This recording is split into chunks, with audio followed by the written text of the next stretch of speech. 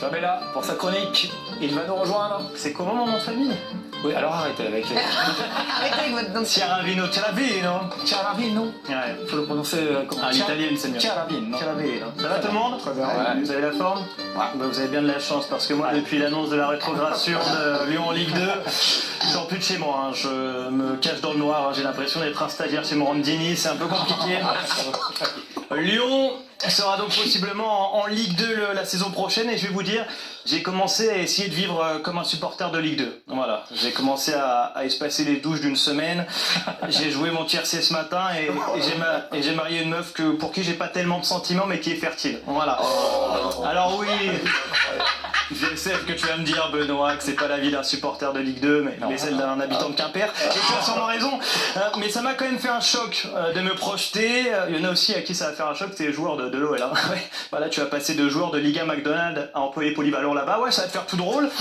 Et ça permettra peut-être à Khalid Tatser de trouver sa voie. Voilà, pourquoi pas. Mais ça a quand même été un choc d'apprendre cette nouvelle. Moi, j'étais en terrasse, pour tout vous dire, en train de lire le dernier ouvrage de Marcel Proust, qui s'appelle Ma vie après la télé-réalité. Et quand j'ai reçu la notification de l'équipe l'OL en Ligue 2, voilà, et là j'ai fait un micro AVC directement, hop, j'étais sonné, impossible de bouger, bouche ouverte, je crois même que j'ai bavé. Je pense que s'il y avait eu un casting sauvage à ce moment-là, je faisais le biopic de Stephen Hawking.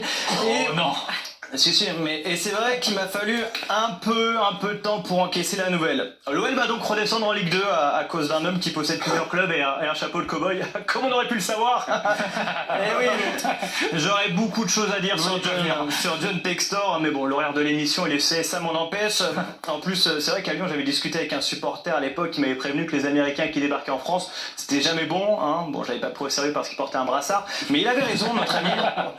Ce qui est fou quand même, c'est que le mec a débarqué il y a 2 ans à l'OL, il a déjà tué le projet. Hein. Même Gérard Lopez a dit là, chapeau vraiment mon grand.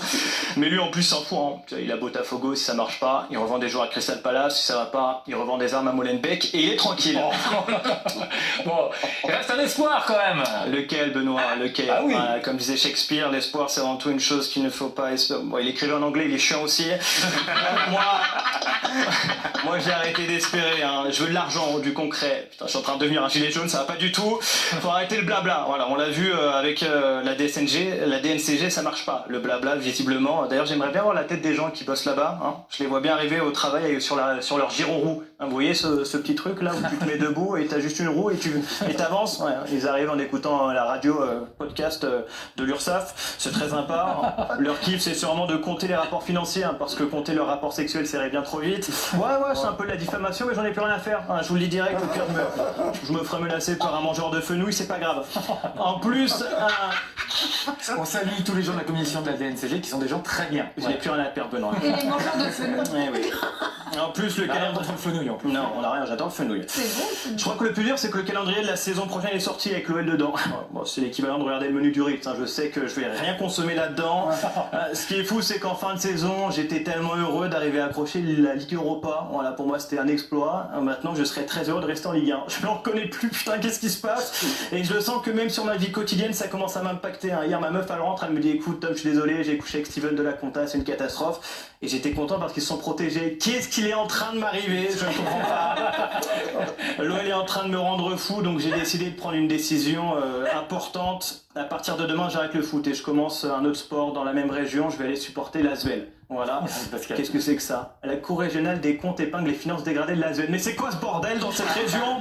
Allez, je crois qu'il est temps que la saison se termine. En plus, il faut que j'aille préparer le match contre Dunkerque. C'est super. Ciao tout le monde.